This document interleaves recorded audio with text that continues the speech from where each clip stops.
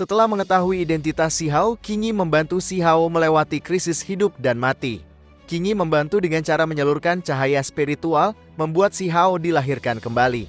Setelah kekuatan Si Hao pulih, Si Hao mengucapkan terima kasih pada istrinya. Karena telah membantunya, Si Hao ingin membalas kebaikan, namun Qing Yi tidak menuntut apapun, hanya diam saja. Dengan nada yang meyakinkan, Si Hao menawarkan dirinya sebagai hadiah, namun Qing Yi membalas dengan sinis. Si Hao terus merayu Qing Yi dalam semua kesempatan, tapi respon Qing Yi selalu acuh. Si Hao berhenti bercanda ketika Qing Yi dengan serius menanyai Si Hao tentang keadaannya di alam atas. Si Hao menjelaskan mulai dari identitas Huang, pertarungan di klan Celestial dan yang lainnya. Keadaan Qing Yi juga sama seperti Si Hao. Ia harus menyembunyikan identitas aslinya hingga kekuatannya bisa dianggap mampu. Si Hao lalu mengungkit tentang pernikahan mereka. Qing Yi kesulitan menjawab. Qing Yi mengatakan jika Si Hao bisa mendapatkan peringkat di pertempuran hebat 3000 provinsi, Qing Yi akan mengakui Si Hao sebagai suaminya. Membicarakan tentang pertempuran hebat 3000 provinsi, Qing Yi menyebutkan kalau ia sedikit menyesal karena belum mendapatkan nyala api. Kekuatan Qing Yi berkaitan dengan bulan, jadi nyala api yang dibutuhkan harus berkaitan dengan itu. Mendengar ucapan Qing Yi, Si Hao teringat pada api biru hijau yang ada di reruntuhan. Ketika Si Hao menyebutkan api biru hijau, Qing Yi mengidentifikasi kalau itu kemungkinan adalah api bulan hijau yang ia butuhkan. Api bulan hijau termasuk api kuno yang sebanding dengan api langit merah dan api surga. Menurut rumor, api bulan hijau berasal dari kultivator abadi yang jatuh, peninggalan Dewi Qing Yu.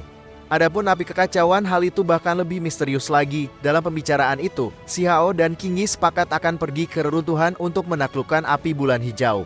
Qing Yi mengatakan kalau Sekte Mending Surga memiliki metode penaklukannya. Mereka telah berjanji akan pergi dalam beberapa hari. Nah, saat ingin keluar dari kolam, Qing Yi dan Si Hao dipergoki oleh seseorang. Orang itu menganggap kalau Si Hao dan Qing Yi telah mandi bersama dan rumor cepat menyebar. Kemudian Si Hao menemui Qi Daolin. Setelah pembicaraan dengan Qing Yi mengenai api surgawi, Si Hao menjadi penasaran dengan api yang datang dari peti mati perunggu. Karena hal itu, Si Hao menanyakannya kepada Qi Daolin. Dengan wajah gelisah, Qi Daolin menyebutkan kalau peti mati perunggu disebut juga peti mati 3 dunia. Tidak pernah ada orang yang bisa membukanya. Orang yang mencoba hal itu kebanyakan mendapatkan nasib buruk. Si Hao pernah mendengar tentang peti mati 3 dunia itu ketika pewaris Istana Abadi menyebutkannya saat mencari wanita Phoenix perak.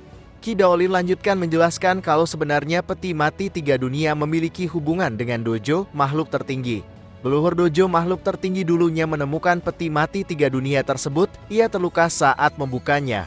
Akibat terluka karena hal itu, Istana Abadi dan sekte lainnya menyerang hingga leluhur dojo jatuh. Itulah yang membuat dojo makhluk tertinggi terpuruk hingga sekarang. Si Hao tidak menyebutkan kalau ia mengetahui lokasi peti mati 3 dunia karena emosi Qi Daolin bisa saja pecah.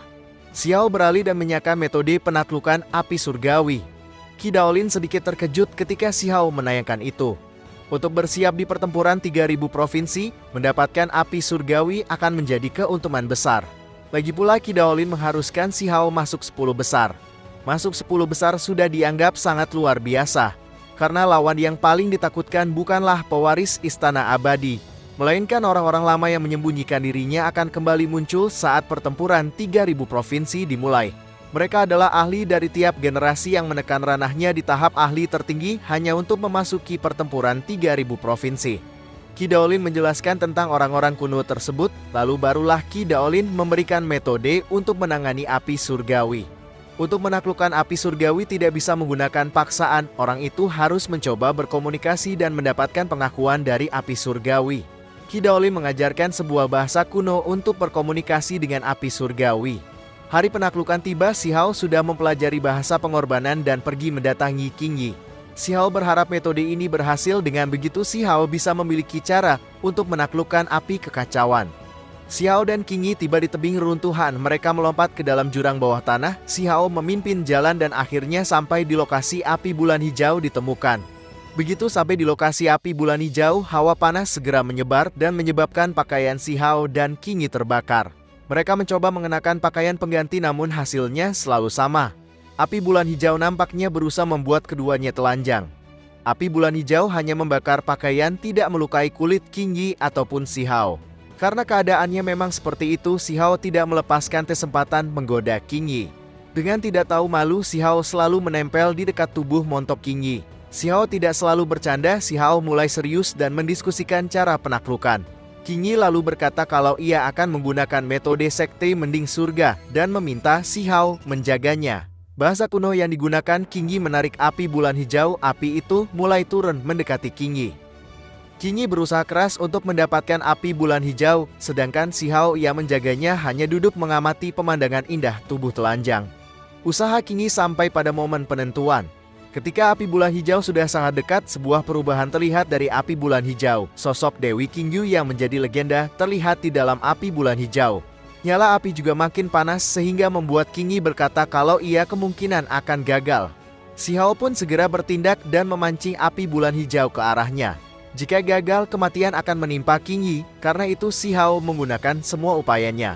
Bisakah Si Hao berhasil menyelamatkan Qing Yi? Kita bahas di episode berikutnya ya. Terima kasih sudah menonton dan sampai jumpa.